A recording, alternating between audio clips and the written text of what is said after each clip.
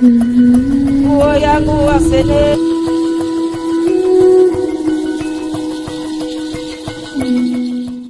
have been sick of this problem. I have been sick of this controversy over living wage or minimum wage.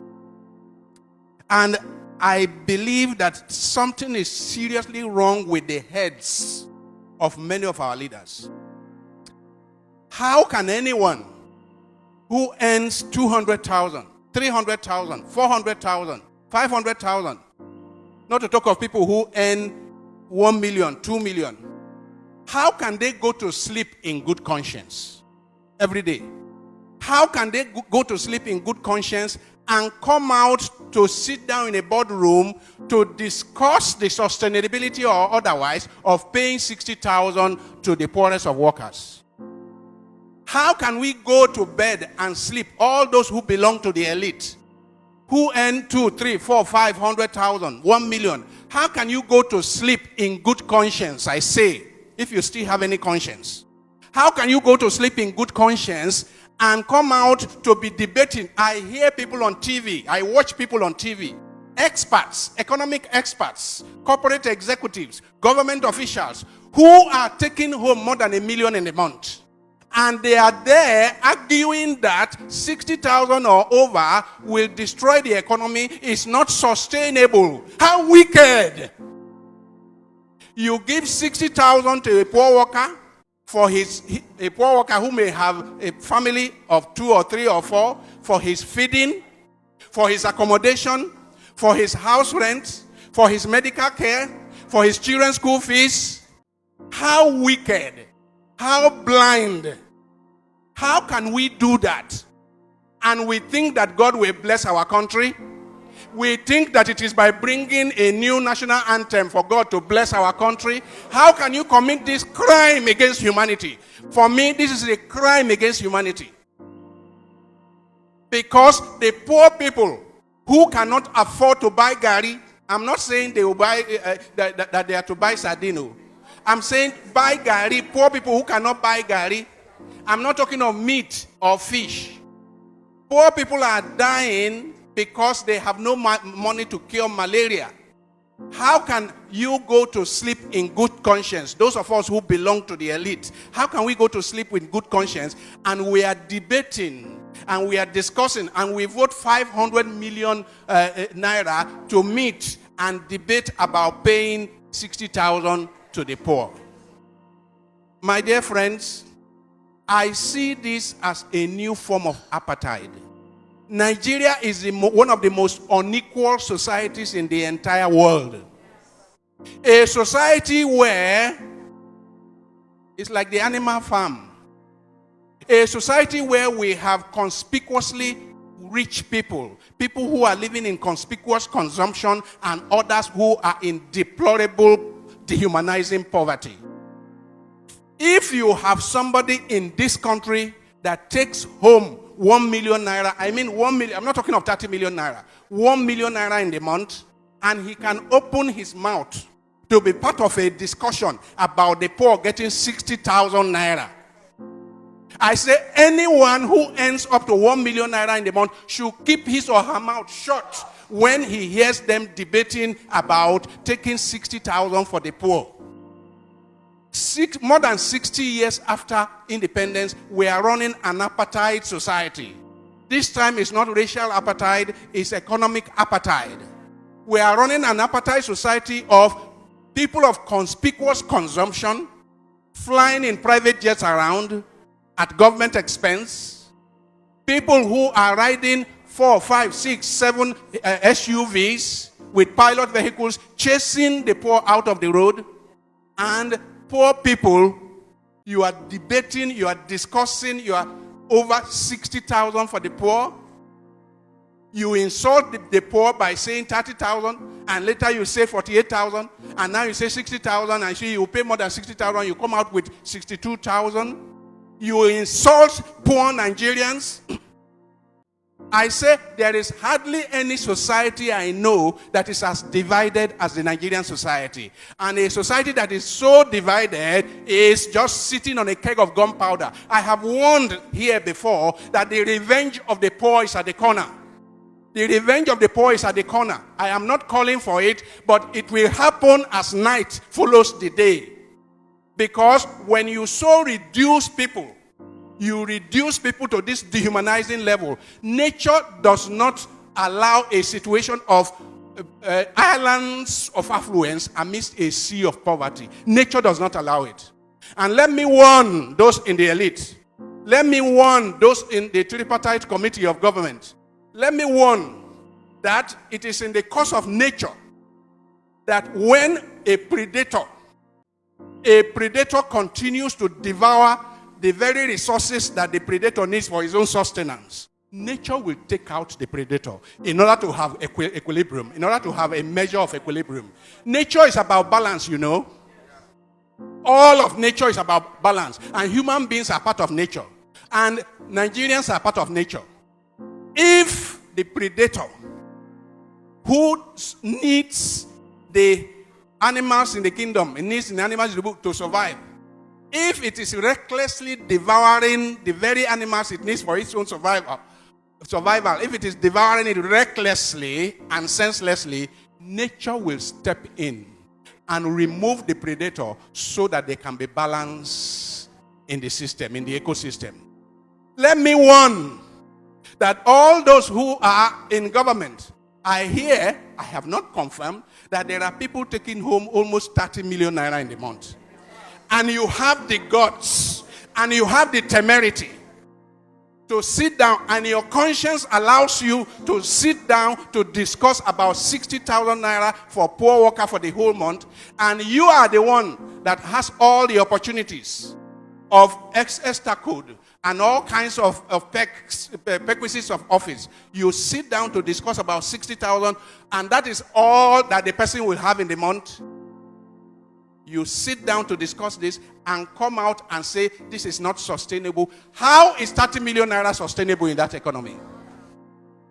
How is it sustainable that the leader has 100 SUVs going with him to the airport? How is it sustainable? How is it sustainable that government leaders junket around the world? How is that sustainable? I say we are committing a crime against humanity. And if we do not repent and retrace our steps immediately, the revenge of the poor is at the corner. Do not hold me responsible, because while the devastation was on, I did not keep quiet. Do not hold me responsible, because while the madness was on, I did not sit on the fence. I kept on shouting that the revenge of the poor is at the corner unless we change our course. And if we do not change our course, we will end up where we are headed. And where we are headed is devastation, is destruction, is violent revolution. I rest my case.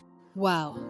Honestly, I never believed that someone could actually speak my mind like the way Reverend Father Ehusani has to say, like concerning the minimum wage. Honestly, see, it's just so disturbing and disorganizing at the same time, because honestly these politicians, I don't know what they intend to take people or what they intend to do with people's life and all that. But honestly, I love it when men of God could actually come out like they speak the honest truth, actually live the word of God, live Bible, don't analyze anything from Bibles and all that, but just speak about human being, because that is what make you a human being. Speak for people, for the voiceless, for people that don't have a voice to speak for themselves and all that. And this thing is so shameless that honestly our lawmakers and some set of people, ministers and these things, will come to debate that they want minimum wage to be increased to 30,000, 40,000, 50,000, 60,000, and then they say okay, they will do something about it to increase it to to pay more than 60,000 above. Then they come back to tell us that they want to pay 62,000. What do family of four do out of it? And see, like I said in my previous video, I never knew that. I didn't come across this video while I was doing the other one. And honestly, coming across this one and I saw it and I was like, I was happy. And I don't want to just be happy that someone could actually speak like this. Would people be able to back it up? If you're somebody that earn over a million naira, like you say, keep quiet. You don't need to say anything. Even you that enter your a million naira, if you have family of five, what can that 1 million or 1 million and above do for you if you don't earn up to 5 million plus? When you give your wife money to go and get groceries and all that, you pay your workers in your house, and these people, their lifestyles are being funded by the nation's money and all that. And but you don't think about other people that went to school to acquire a degree, masters and all that. Then they decide to say, okay, I want to work in my local government, I want to work in my state, or I'm working in the army or in the police and all that, and you expect their salaries to be as little as this. How do they survive? How do their family survive? Do people even think about them? Like, that is what I say, that the food that these people, their dogs in their houses eat, it can feed in a week, it can feed a family of five for a month. One dog, oh, one animal that his face is looking as ugly as hair. But what can I say? This is Nigeria. It's like we don't even have humanity in our hearts anymore.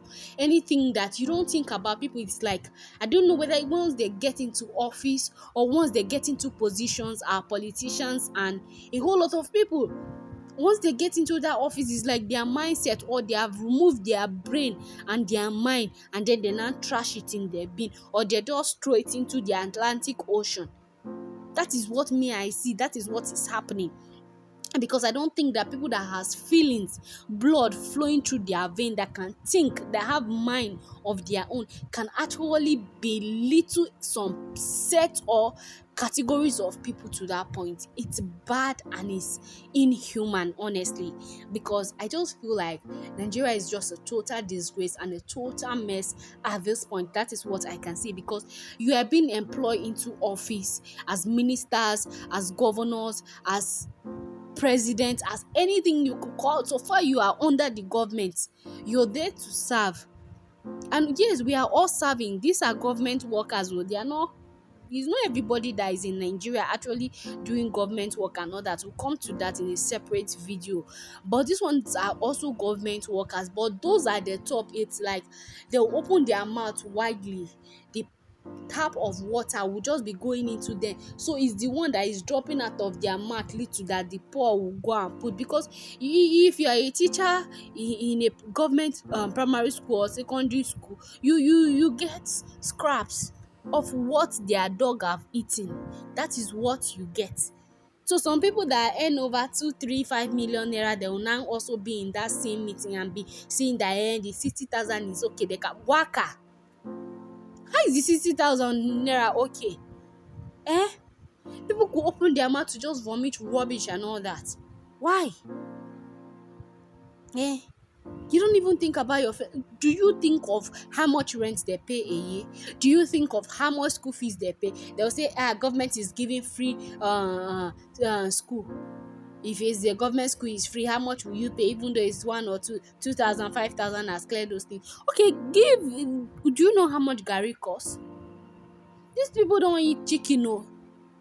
Maybe the day they eat chicken is in Christmas time, that they have done susu, adashi, all those things to go and collect.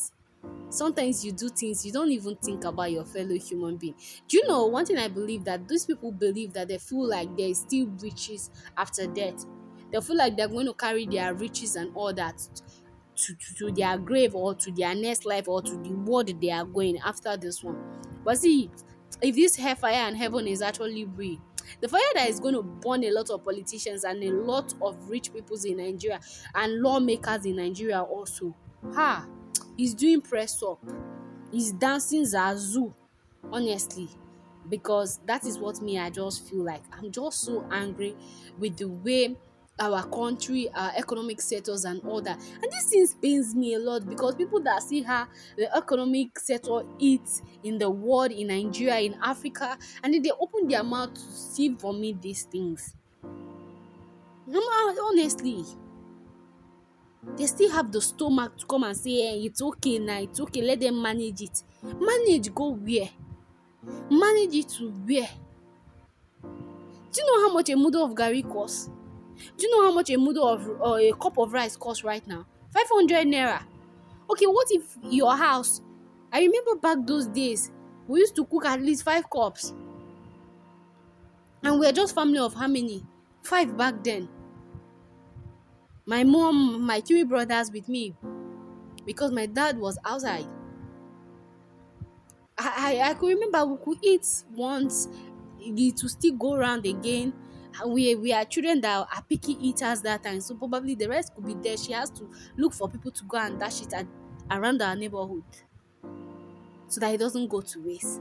Then I'm imagining now how is life like for people, and you see children become arm robbers and all these things on the streets, prostitutes and all that, and you say it's their parents' fault. How do you want them to do? How do you want them to cope? Some people, they can't even give their children food, talk more of giving to give them a better life. When their children turn out to be something, they say it's their parents' fault. They don't have money, they want to give birth. Why? Why must you belittle people to such level? All in the name of because you are in the government house or you have a position that you are better, your life is better than them. Do you think you sleep well at night? You sleep peacefully without no distraction. When you see people's life going this way, do you even think at all? That is just one thing me I'm just thinking about when I think about people, or when I see people in such situation or in such predicaments that they are. I always, my heart goes out to them. There are some certain kind of people living at my back. The man is an elderly person. I think about how does he feed. Eh? Tomorrow he has a young daughter around in her 15, 14 years old. How? Before you know, somebody is there deceiving her and all these things. I wonder what is going to become of these children in the future. And the environment they are living, like the state of the house is just, this kind of houses, uncompleted houses, or like, oh God. See, Kai. I feel like our politicians and lawmakers in Nigeria and those in positions, all these ministers, House of Reps, and all these things, please do better. Not because of anything, but because you are a human being, you have blood flowing through your veins. Just try, please. I beg of you people, in the name of God that is in heaven. So that is just the video me I want to bring. My heart, see, I'm bittered and pain at the same time, because my auntie is a victim of all these things. She's a widow. Do you know how much they pay her in her local government? Peanuts. She has 3 kids. One is in the university, one is done with secondary school, one is in SS2. How does she do? If you see her, you cry for her. She has to suffer, and she's working. She go to work every day, and then you pay her peanuts and all that. Some human beings are just wicked and evil at the same time. But what can we say? This is the world we find ourselves and the society we find ourselves. But the wicked will never go unpunished. That is just it for me. So guys, that is just the video I decided to bring your way today. Thank you very much for watching, and please do where to subscribe, comment, like, share with family and friends so that you don't miss out on any of our content. Thank you very much, guys.